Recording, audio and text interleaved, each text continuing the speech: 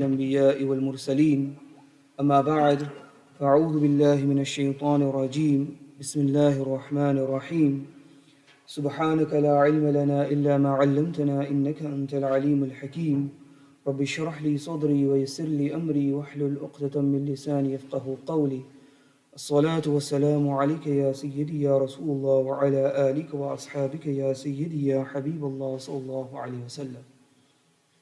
We have reached the stage where Sayyiduna Abu Bakr Siddiq radiallahu ta'ala anh has accepted Islam. Now that he has accepted Islam, shayad agar hum hote, we would disappear into the background. We'd say, let the others crack on, let them take the responsibilities. हमने तो इस्लाम कबूल कर लिया है, हम तो अब जन्नत में जाएंगे. And if Sayyiduna Abu Bakr Siddiq radiallahu ta'ala anh wanted, there was nothing stopping him from being like this. But rather, what did Sayyiduna Abu Bakr Siddiq do? He is one of the greatest da'i, one of the greatest inviters towards Islam. When we look at his da'wah work, his propagation of Islam, we are dumbfounded. Any alfaz nahi hai. हम सब ने सुना है अशरे मुबश्शरा के बारे में, the 10 promised Jannah. One of the 10 promised Jannah is Sayyidina Abu Bakr Siddiq. So how many are left? 9. From those 9, how many of them accepted Islam through the da'wah of Sayyidina Abu Bakr Siddiq? 6 of them. We take out Sayyidina Umar. आपका जो वाक़या आप सबको मालूम है, Sayyidina Ali was in the house of Prophet sallallahu alaihi wasallam. And the last one, Sa'id bin Zayd, because he was from the family of Zayd bin Amr, who already believed in one Allah. The remaining 6 individuals accepted Islam through the da'wah, through the invitation of Sayyidina Abu Bakr Siddiq radiallahu ta'ala. Unka society में जो position था, उन्होंने ये इस्तेमाल किया. जब भी आप रसूलुल्लाह सल्लल्लाहु अलैहि वसल्लम की मुलाकात के लिए जाते, तो कुरैश का एक जो लीडर है, सरदार है, Ali, somebody from the Quraysh he would bring with them in order so that the Prophet ﷺ could give them the invitation towards Islam. Now we talk about sidqa jariyah. Think about this now for a second. जब हम सहाबा किराम के बारे में सोचते हैं, जब बयान होता है उनकी सखावत के बारे में, then which companions come to mind about the generosity of the companions? One of them, Sayyidina Abu Bakr Siddiq himself. Then after this, Sayyidina Uthman radiallahu ta'ala. Who invited Sayyidina Uthman to Islam? Sayyidina Abu Bakr Siddiq. All of that charity which he gave in the way of Allah, all of those occasions when the Prophet sallallahu alaihi wasallam promised him Jannah because of his numerous and extensive amount of charity, all of that goes into the sahifa, into the scroll of Sayyidina Abu Bakr Siddiq radiallahu. Another individual, Abdul Rahman bin Auf, he's so charitable. They say on one occasion, he gave 40,000 dirhams in one go in the way of Allah subhanahu wa ta'ala. Again, he accepted Islam through the invitation of Sayyidina Abu Bakr Siddiq. Now think about Islam spreading throughout the world, through the Arabian Peninsula. Abu Ubaidah ibn Jarrah, Sa'd ibn Abi Waqqas, their jihad, their struggle in the way of Allah subhanahu wa ta'ala would open Palestine, Sham, Egypt, Persia, Iraq, Iran, all of the way towards the direction of China through these individuals. And who invited them to Islam? Sayyidina Abu Bakr Siddiq. Just imagine all of this reward accumulating in the book of Sayyidina Abu Bakr Siddiq radiallahu ta'ala.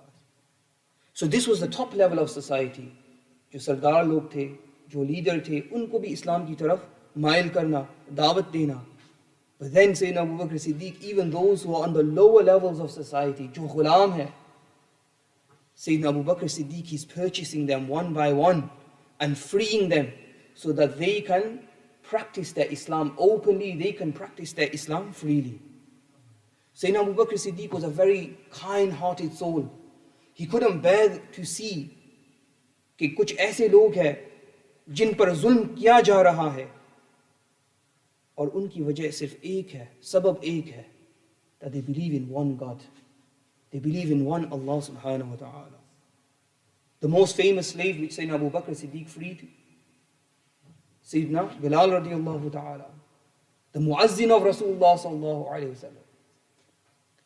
Umayyah bin Khalf, he said to Bilal, how dare you? You have no position in our society. You have no tribe, you have no support, and you have the audacity to accept a religion other than ours. So they beat him. They beat him and they beat him. They dragged him through the streets of Makkah al-Mukarramah. They set the children of Makkah al-Mukarramah upon him. They placed stones on his chest. When they placed that final stone on his chest, they say it took 6-7 people just to lift it. They thought he was going to be finished. And when that stone was placed onto his chest, as he was lying in the burning sands of the deserts, even at that time, Sayyidina Bilal radiallahu ta'ala, and he was saying, Ahad, Ahad, Ahad, one, one, one. Later they said to Sayyidina Bilal, why did you say Ahad? Why did you say this word?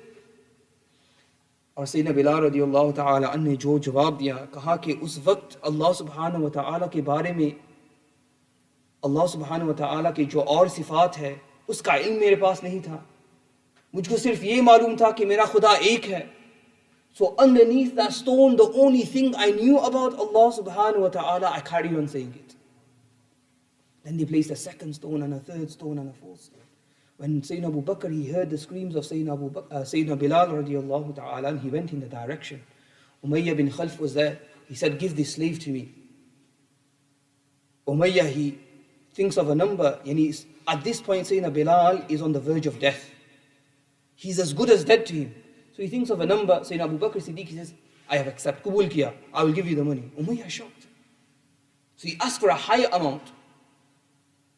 And they see it was such an extraordinary amount Sayyidina Abu Bakr paid, that when Sayyidina Abu Bakr was taking Bilal away, Umayyah, he added insult to injury. He said, Agar tune mujhko sirf ek dinar bhi diya hota, I would have given you to him. Look at him, look at the state he is in. Sayyidina Abu Bakr Siddiq radiallahu ta'ala, and he said, Oh Umayyah, if you had asked me for a valley filled with gold, then I would have been ready to give it for this individual, because Rasulullah sallallahu alayhi wasallam had asked for his freedom.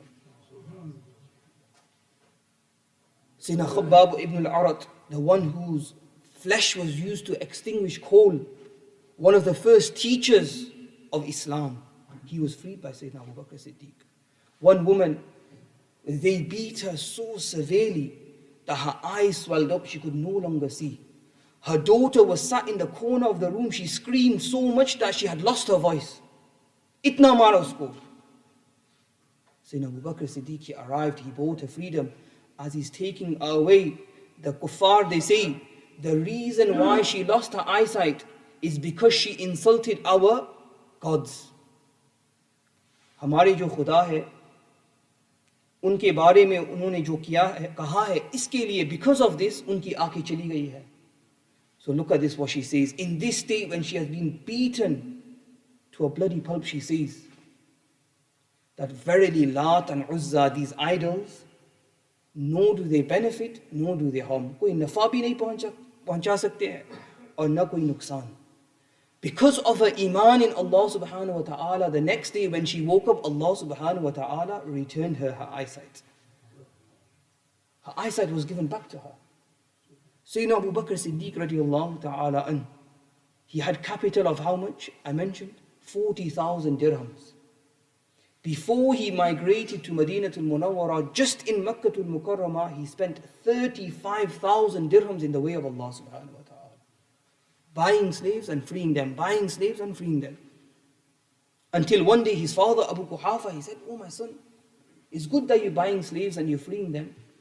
लेकिन उमूमन जब लोग गुलाम खरीदते हैं तो इसलिए खरीदते हैं कि वो ताकतवर हो, they have some strength, they have some ability, so that they can have people around them, so that they can serve them. But you buy like old women, you buy all these people who are close to death, and then not only that, you free them straight away. Sayyidina Abu Bakr Siddiq radiallahu ta'ala, and he said that, Oh my father, These slaves, I am not buying them for myself. If I am purchasing them, I am purchasing them for the pleasure of Allah subhanahu wa ta'ala. To please Allah subhanahu wa ta'ala. Allah subhanahu wa ta'ala revealed an entire surah in the Quran, Surah Layl, praising the actions of Sayyidina Abu Bakr Siddiq. The kuffar, they couldn't understand. They couldn't appreciate. वो कहते थे कि शायद सैयदना बिलाल ने कुछ उनको यानी favor किया होगा, कुछ एहसान है, इसलिए शायद, because they just couldn't comprehend it. But dear brothers, this is a very important lesson for us about serving humanity. You know, everything you see around you today, ye jo masjid hai, the fact that Islam has been established here in the West, look into there, look at all the books that have been written. All of this was the work of people, blood, sweat and tears that they put in. This didn't happen overnight. They could have just slept on their beds as well. They could have taken it easy. They could have stayed at home. They get back from work, tired. What's the need for them to come to the madrasa, to the masjid? What's the need for them to sacrifice their financial position in order to support the religion? All of this which we have today, the ease that we have to be a Muslim, it has come through the sacrifices of those who have come before us. Now it shouldn't be that we hide away, we just eat what they have left for us. Hum khaye, aram kare, aish kare, and we don't think about the generations to come. Hum par bhi farz banta hai that just like people have benefited us from the past, we now should look towards benefiting the future generations which are to come. And Sayyidina Abu Bakr Siddiq radiallahu ta'ala is a perfect example. Do not think, just because we've mentioned about Sayyidina Bilal and Sayyidina Khabbab and so on and so forth, that Sayyidina Abu Bakr was not tortured.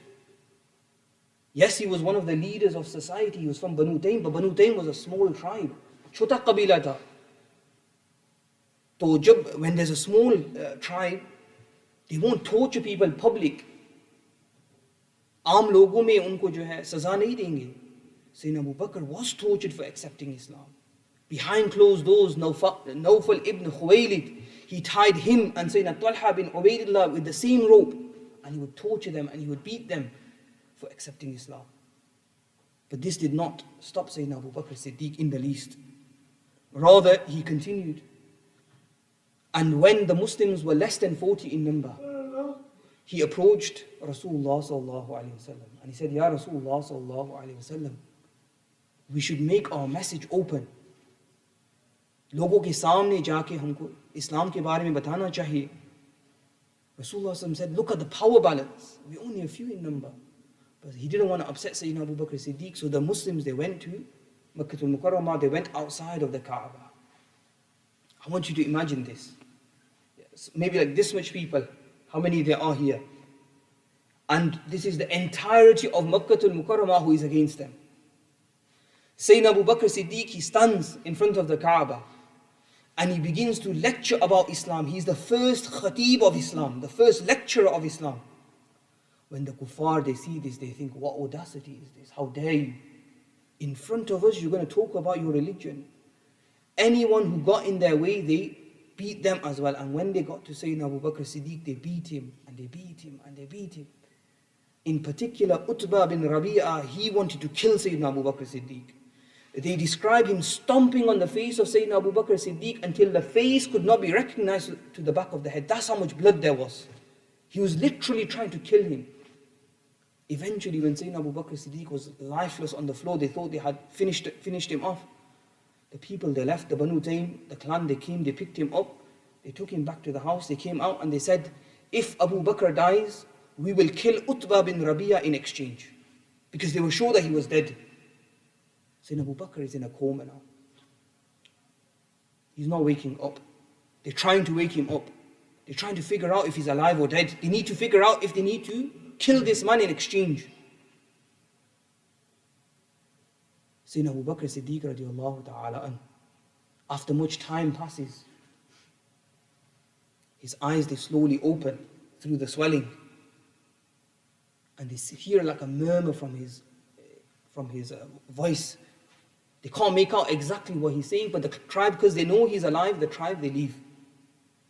After Sayyidina Abu Bakr Siddiq radiallahu ta'ala an, he gains some more strength. His mother, she places her ear close to his mouth, and what does she hear?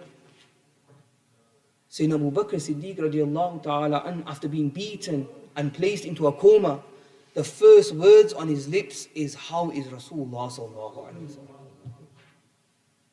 The man, the individual whose religion he was following and because of whom he was beaten to this state.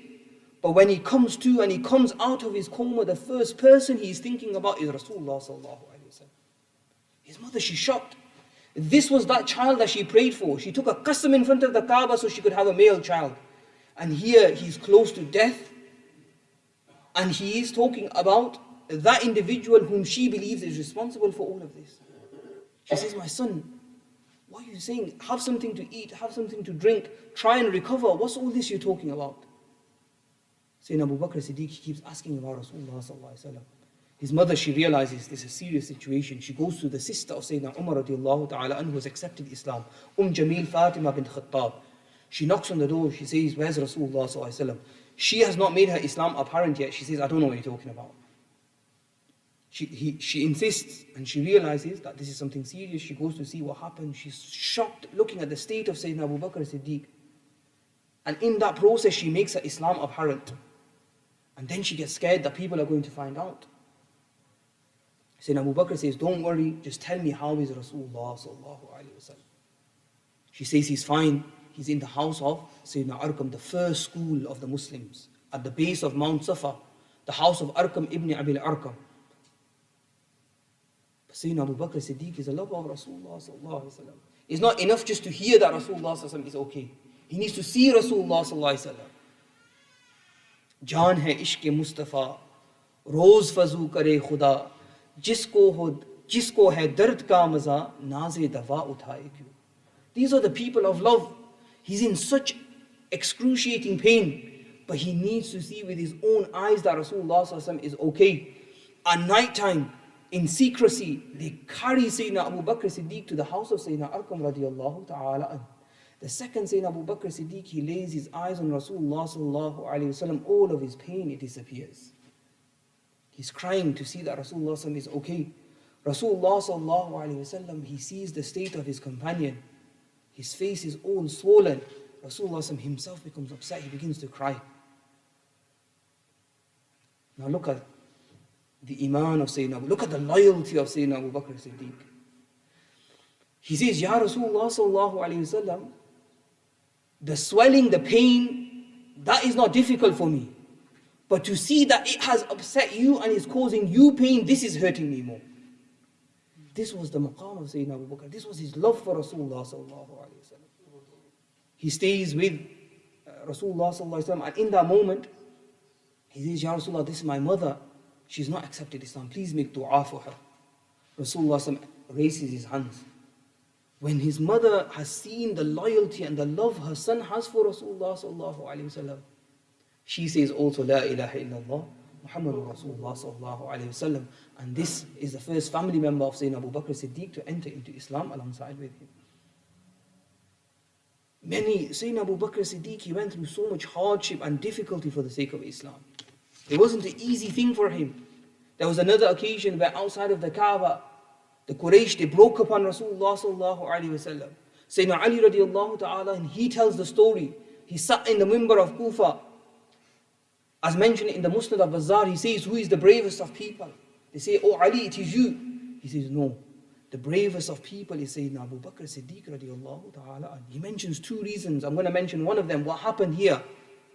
He says, once the Quraysh, the Kuffar, they broke upon the Prophet sallallahu alaihi wasallam. Uqba ibn Abi Mu'ayt, he took a towel, he started strangling Rasulullah sallallahu alaihi wasallam. He says, we all hesitated. None of us stepped forward. There was one individual who came forward. He would hit one person here, he'd shove another person here, and he'd say, are you going to kill a man just because he says his Lord is one? And they beat him on that occasion as well. Sayyidina Abu Bakr Siddiq, he didn't even realize he was beaten until he got home when he was bleeding. Then Sayyidina Ali radiallahu ta'ala, and he took his cloak and he began to cry. And he cried until his tears became wet with tears. Sayyidina Ali radiallahu ta'ala, and what does he say? He says, tell me, is a believer at the time of Fir'aun better, or is the iman of Sayyidina Abu Bakr Siddiq better? In the time of Fir'aun, if somebody accepted Islam and they got caught, they would be killed for it. But the people are all crying, listening to the story of Sayyidina Abu Bakr Siddiq. No one can respond.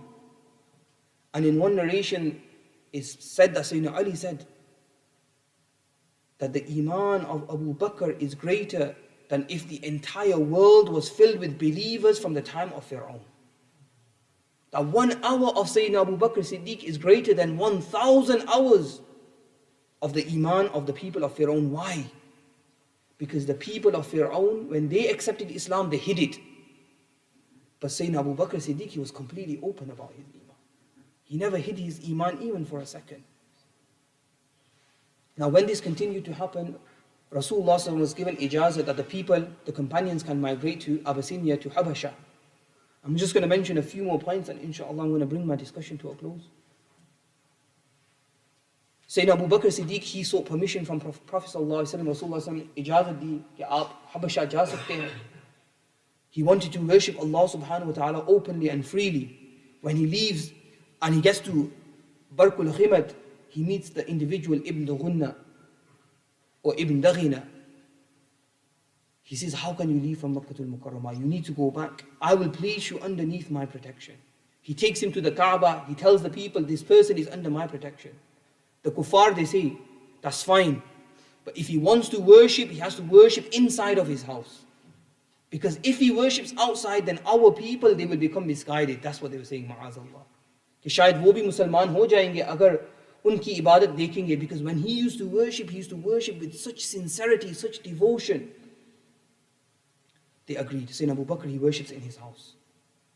लेकिन फिर वो सोचते हैं, when he's worshipping in the corner of his house, कि मैं यहाँ बैठ के चुप के अल्लाह ताला की इबादत कर रहा हूँ और वहाँ खुले खुले वो लोग उनकी जो बातिलाना माबूद है, their false idols, they are worshipping openly. So Sayyidina Abu Bakr Siddiq, what he did, he had a canopy kind of thing made. This was the first masjid in Islam, you can say. On the outskirts, outside of his house. So technically he was still inside of his house. And then from inside of his house, at Fajr time, he would start his namaz and he would recite the Quran loudly. Quran ki tilawat wo kiya karte the, आवाज के साथ. First day 1 person, then the next day 2 people, then a few people, 5 people, 10 people, यहाँ तक के Fajr के वक्त अब जब Sayyidina Abu Bakr Siddiq Fajr ki namaz अदा कर रहे हैं और Quran की tilawat, when he is reciting from the Quran Kareem, there's a full group of people waiting to listen to the words of Sayyidina Abu Bakr Siddiq radiallahu ta'ala. The people, they go to Ibn Ghunna, they say, we had a promise that he would worship in privacy. Ibn Ghunna goes to Sayyidina Abu Bakr and said that we had a promise that he would worship inside of your house.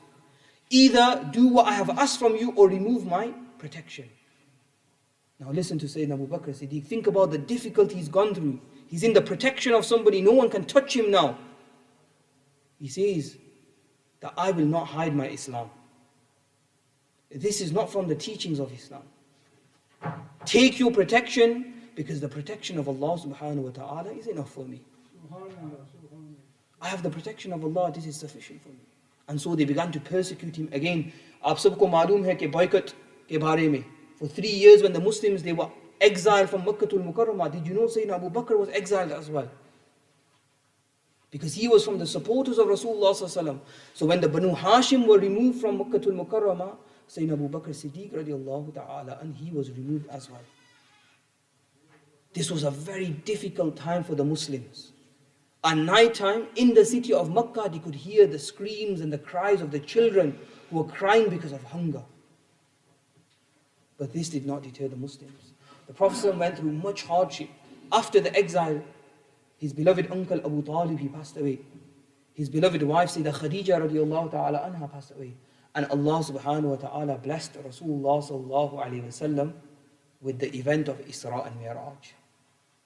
The beautiful incident which I'm not going to mention right now. But when Rasulullah was returning, he said to Jibreel that when I mention this to the people, people will not believe me. वो नहीं मानेंगे. So what did Sayyidina Jibreel alayhi salam say? He said, Ya Rasulullah sallallahu alayhi wa sallam, Abu Bakr will believe you and he is a Siddiq. Jibreel alayhi salam, he referred to Abu Bakr himself as As-Siddiq. And then the incident, you know what happened. The kuffar, they began to mock Rasulullah sallallahu alayhi wasallam. Then they thought, this is it. We're going to finish. This is the fatality on Abu Bakr. When we go and tell him what Rasulullah sallallahu alayhi wasallam is claiming, he's going to break all ties with him. There's no way he can believe this. They knock on the door of Abu Bakr and they say, you know what Muhammad is saying? He says what? That he went to Baytul Maqdis and came back in one night. Sayyidina Abu Bakr Siddiq, he said those words which will echo till the day of judgment. And the true embodiment of loyalty and love of Rasulullah, such intelligence in these few words.